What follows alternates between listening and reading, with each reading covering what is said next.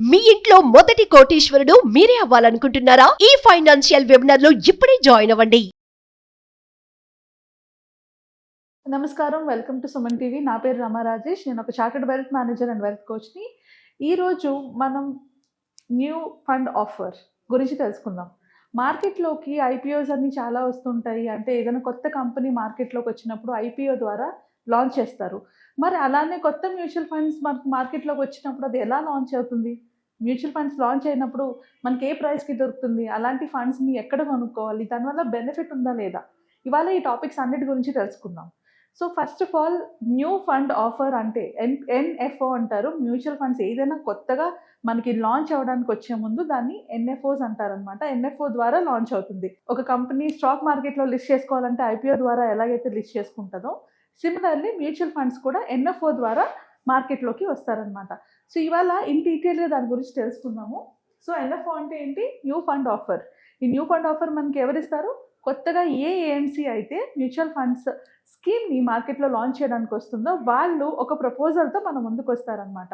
అందులో ఏముంటాయి అంటే, వాళ్ళు ఇనీషియల్ ఇన్వెస్ట్మెంట్ అంతా కలెక్ట్ చేస్తారు. ఇప్పుడు కొన్ని ఫండ్స్ అన్నిటినీ కలిపి వాళ్ళు ఒక కొత్త ఫండ్ని లాంచ్ చేయాలనుకున్నప్పుడు వాళ్ళకి ఇన్వెస్ట్మెంట్ కావాలి. సో ఎలాగైతే స్టాక్ మార్కెట్కి launch price or starting listing price ఉంటుందో, సిమిలర్లీ ఎన్ఎఫ్ఓ కూడా మనకి ₹10 నుంచి స్టార్ట్ అవుతుంది. దాన్ని ఎన్ఏవి అంటారు. అంటే net asset value or unit value ఎంత ఉంటుంది? మనకి ₹10 నుంచి స్టార్ట్ అవుతుంది.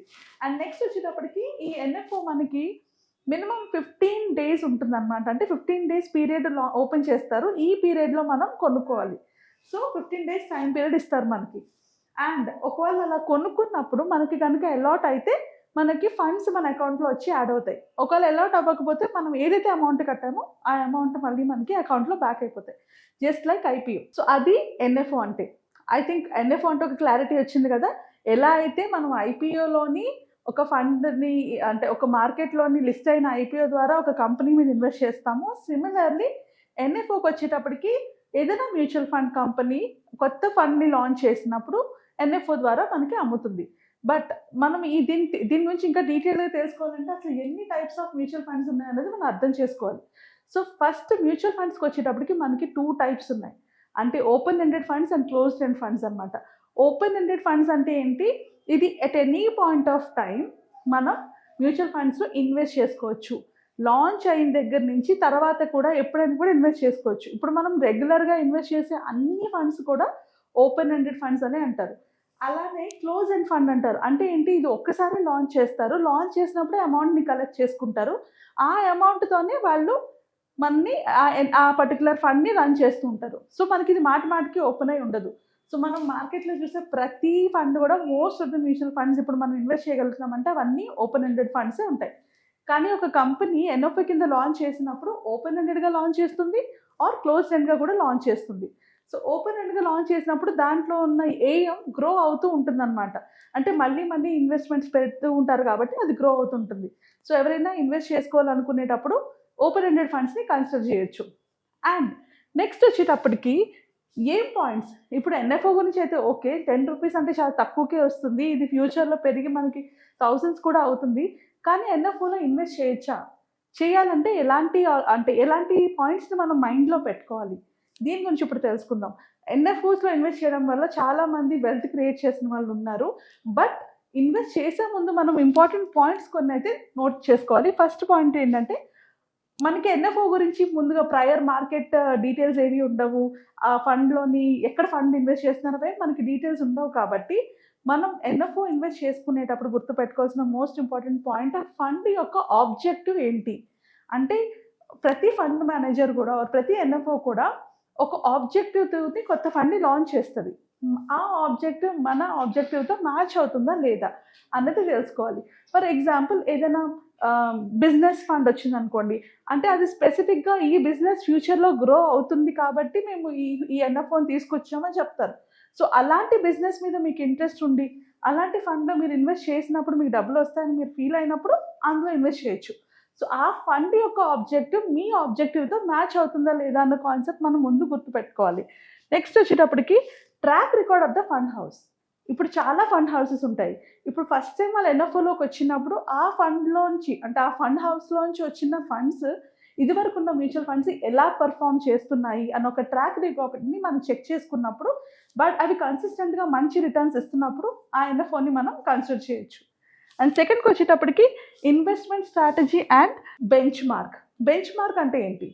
ఏదైనా ఒక మ్యూచువల్ ఫండ్లోని ఇన్వెస్ట్ చేసేటప్పుడు ఆ మ్యూచువల్ ఫండ్ మేనేజర్కి ఒక బెంచ్ మార్క్ ద్వారా మేనేజ్ చేస్తారు. ఇప్పుడు ఫర్ ఎగ్జాంపుల్ ఈక్విటీ ఫండ్స్ అంటే ఈక్విటీ ఇండెక్స్ ఫండ్ని బెంచ్ మార్క్ కింద తీసుకొని ఆ ఫండ్ ఎంత పర్ఫామ్ చేస్తుందో దానికన్నా ఎక్కువ రిటర్న్స్ ఇచ్చేలాగా ఫండ్ మేనేజర్ టార్గెట్ చేసుకొని మనకి రిటర్న్స్ జనరేట్ చేస్తూ ఉంటాడు.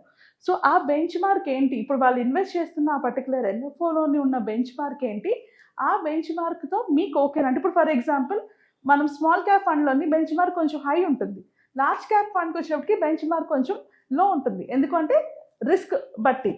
సో ఆ పర్టికులర్ ఫండ్, కొన్ని ఫండ్స్ కేవలం రిటైర్మెంట్ కోసం లాంగ్ టర్మ్ కోసం ప్లాన్ చేస్తారు, కొన్ని ఫండ్స్ షార్టర్ రిటర్న్స్ కోసం ప్లాన్ చేస్తారు, కొన్ని ఫండ్స్ రిస్క్ని తగ్గించడానికి ప్లాన్ చేస్తారు. ఏ ఫండ్లో పెడుతున్నామో దాన్ని బట్టి ఆ రిస్క్ క్యాపబిలిటీ మారిపోతుంది. అలాగే ఆ రిస్క్ క్యాపబిలిటీ బట్టి బెంచ్ మార్క్ కూడా మారిపోతుంది. సో ఈ బెంచ్ మార్క్ని మనం క్లియర్గా అర్థం చేసుకుంటే ఈ ఫండ్లో నేను ఇన్వెస్ట్ చేయొచ్చా లేదా అన్నది ఒక క్లారిటీ వస్తుంది. At the same time investment strategy, ఆ పర్టికులర్ ఫండ్ మేనేజర్ ఏ స్ట్రాటజీ యూస్ చేసి అందులో ఇన్వెస్ట్ చేస్తున్నారు. సో కొన్నిసార్లు ఫండ్ మేనేజర్ చాలా సేఫ్ ఇన్వెస్ట్మెంట్స్ని చూస్ చేసుకుంటారు. కొందరు ఫండ్ మేనేజర్స్ రిస్క్ ఎక్కువ ఉన్నా పర్లేదు మంచి రిటర్న్స్ వచ్చేలా చూస్తారు. కొందరు ఫండ్ మేనేజర్స్ ఫ్యూచర్ని ప్రిడిక్ట్ చేసి ఆ ఫ్యూచర్లో నెక్స్ట్ కమింగ్ 10 yearsలోనో 5 yearsలోనో ఈ పర్టికులర్ సెక్టర్ బాగుంటుంది కాబట్టి ఇందులో ఇన్వెస్ట్ చేయాలని ప్లాన్ చేస్తారు. సో వాళ్ళ ఇన్వెస్ట్మెంట్ స్ట్రాటజీ ఏంటి అన్నది మనం అర్థం చేసుకొని అందులో ఇన్వెస్ట్ చేసుకోవాలి. నెక్స్ట్ వచ్చేటప్పటికి track record of fund manager. Fund manager track record చాలా చాలా ఇంపార్టెంట్. ఎందుకు అంటే ఒక ఫండ్ మేనేజర్ మాత్రమే ఆ ఫండ్ని మేనేజ్ చేస్తాడు కాబట్టి అతను ఇది వరకు ఎలాంటి ఫండ్స్ని మేనేజ్ చేశాడు, ఆ ఫండ్స్ యొక్క రిటర్న్స్ ఎలా ఉన్నాయి, ఆ ఫండ్స్ యొక్క బెనిఫిట్స్ ఏమున్నాయి, అవి మనం అర్థం చేసుకుంటే ఆ ఫండ్ మేనేజర్ ఎనాలిసిస్ అంటే ఇన్వెస్ట్మెంట్ స్ట్రాటజీ మనకి అర్థమవుతుంది. So very important fund manager track రికార్డ్ని కూడా చెక్ చేయడం. Next compare the expense ratio. Expense ratio అంటే ఏంటి? ఒక మ్యూచువల్ ఫండ్ని రన్ చేయాలంటే కొన్ని ఎక్స్పెన్సెస్ ఇన్కర్ అవుతాయి. So most of the new ఫండ్స్కి ఎక్స్పెన్స్ రేషియోస్ ఉంటాయి. సో మనం ఆ ఎక్స్పెన్స్ రేషియోని ఏదైతే అంటే ఎక్స్పెన్స్ రేషియో ఎక్కువ ఉంది అంటే we can avoid that fund. Expense ratio ఎక్కువ లేకపోతే మనం దాన్ని కన్సిడర్ చేయొచ్చు. సో ఎక్స్పెన్స్ రేషియో గురించి నేను మీకు ఒక స్క్రీన్ షాట్ యాడ్ చేస్తాను, దాంట్లో చూడండి ఏ ఫండ్కి అంటే ఏఎం బట్టి మ్యాక్సిమం ఎంత ఎక్స్పెన్స్ రేషియో ఉండొచ్చు అన్న పాయింట్ ఆల్రెడీ సెబీ గైడ్లైన్స్లో ఉన్నాయి. అది నేను ఒక స్క్రీన్ షాట్ యాడ్ చేస్తాను, మీరు అందరూ చూస్తే మీకు అర్థమవుతుంది. దాన్ని బట్టి ఎక్స్పెన్స్ రేషియో హై ఉందా లేదా తక్కువ ఉందా అనేది మీకు అర్థమవుతుంది. ఓకే, నెక్స్ట్ పాయింట్కి వచ్చేటప్పటికి ఎగ్జిట్ లోడ్. ఆ ఫండ్ యొక్క ఎగ్జిట్ లోడ్ ఎంత అంటే కొన్ని ఫండ్స్కి 7 days ఉంటుంది, కొన్ని ఫండ్స్కి 1 year ఉంటుంది.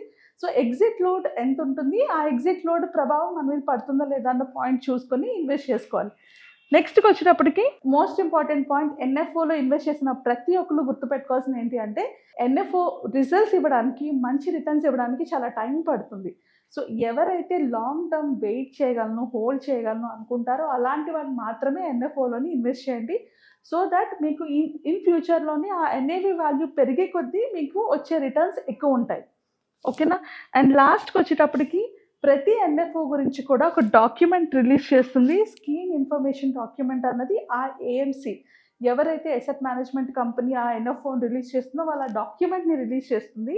ఆ డాక్యుమెంట్లో మీకు అన్ని డీటెయిల్స్ వెరీ వెరీ క్లియర్గా ఉంటాయి. ఆ డాక్యుమెంట్స్ని చదువుకొని అది మీకు అర్థమైతేనే ఇన్వెస్ట్ చేయండి. ఏ ఇన్వెస్ట్మెంట్ అయినా కూడా మనకు అర్థం కాకుండా ఇన్వెస్ట్మెంట్ చేసినప్పుడు దాంట్లో ఉన్న ప్రాబబిలిటీస్, దాంట్లో వచ్చే రిటర్న్స్ గురించి మనకు అర్థం కాదు.